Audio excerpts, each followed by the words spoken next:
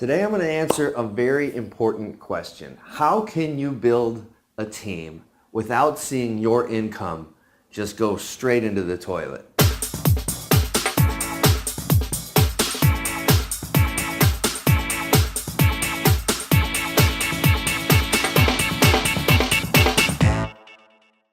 Suzanne sent in a really great question that I've had a lot of fun thinking about. And what she asked was, how do I make sure my own income doesn't backslide too much while I'm building a team? And this is a really important question. So I think maybe I'll tell you a little bit about how I have done it, and I'll give you, two methods for how you can do this.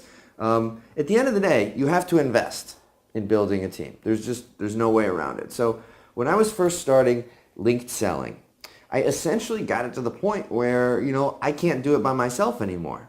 Right now, if you're some, tech startup, venture-backed type company and somebody just dumped $20 million on your lap or whatever it is, then, this video is probably not for you. But if you're a, Main Street business owner that's just looking to get more clients and you're looking to build a team around you to help scale your business, to leverage your business, to grow beyond the potential of just you, or if you've already done some of that and you're trying to get to the next level, you might already know some of this stuff, but I think there's some things in here that might help you too. So for me, what I did was I realized I can't keep doing what I'm doing now because I'm one person, and I have to start thinking about how am I going to keep growing this business, and I can't do it all myself. And so the first hire that I made was our COO, and his name's Ben. And so essentially I just got to the point where I had enough income coming in from the work that I was doing, and I was just doing everything. I was a one-man show when the company first started, to where I could justify pulling some of that out to invest in adding that person on my team. But that's because I had the confidence that this person was going to pay for themselves. And so that was at the beginning, and even now to this day, when we look at the business and we look at the areas where we think, we're looking to grow, and we need additional team to achieve that growth. And so what is that going to do to our profitability and income if we add more people, if we add a new person, if we add 5 new people, if we invest in a new consultant, if we invest in anything, right? And so, here's a way to look at it. Let's say you make $10,000 right now. Let's say you're making $10,000 a month in your business, and you're thinking to yourself that in order to really, grow, in order to go from, 120,000 a year to, 500,000, a million, 3 million a year, that you're going to need to start growing your team. You can't keep doing it all yourself. And so one of the ways I would look at it is to think and set a goal for yourself and say, okay, I'm doing 10,000 now. When I hit 12, that's when I'm going to make the move. So I'm going to stretch myself just a little bit more. I'm going to get my income up just a little bit more. That way when I go hire that new person, let's say the total expense for that next new person you hire, let's say they're going to cost $4,000 a month all in with salaries and everything else that comes along with adding a person on your team.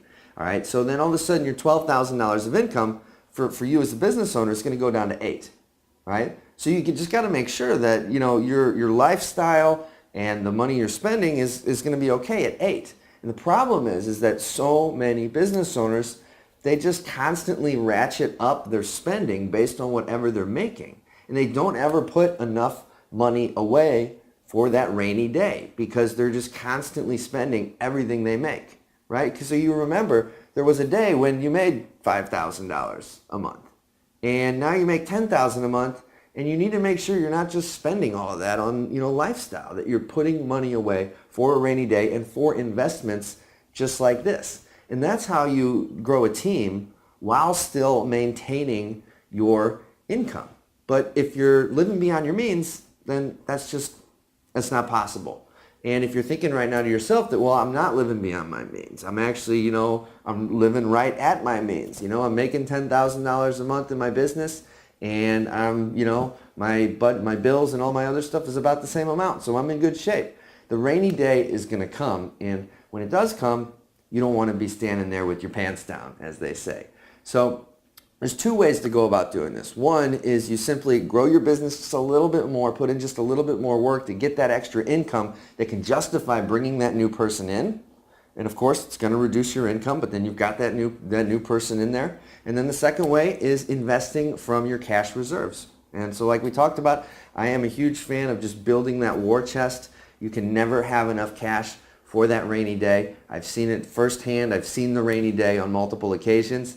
And it's almost for almost every business out there. It's not a matter of if, it's a matter of when. And so that's why I'm such a proponent of making sure you're putting enough cash away for those rainy days. And that way then too, you've got that stockpile that you can use to start making really smart investments to start building your team. So no matter which of those, two funding sources you use, whether it's out of current profits or whether it's out of cash reserves, really the most important thing is that you have very clear expectations for how those investments are going to pay for themselves and over what period of time and what you're going to do to track those. So if you're hiring a new person and you're just, throwing a body at some work, make sure you're really clear. Like, what are the outcomes for this position that are going to generate the revenue, that are going to generate the cash flow, that are going to justify this investment so that you have an ROI on hiring that new person. And if you're not clear on that, it might not be the best time to make that next decision because, there are some hiring decisions that are not revenue producing. But for the majority of businesses that are in the six-figure and seven-figure mark, haven't really hit eight-figure yet, most of the decisions you make in your business are going to have to do with producing revenue, and that you should be able to tie that to almost everybody in your company. Yeah, maybe you'll get to a stage sometime where you'll invest in a bookkeeper, or you'll invest in somebody to answer phones. But even answering the phones, a customer service position like that, that's an opportunity to generate revenue when you're talking on the phone with customers, even if you are just a receptionist, right?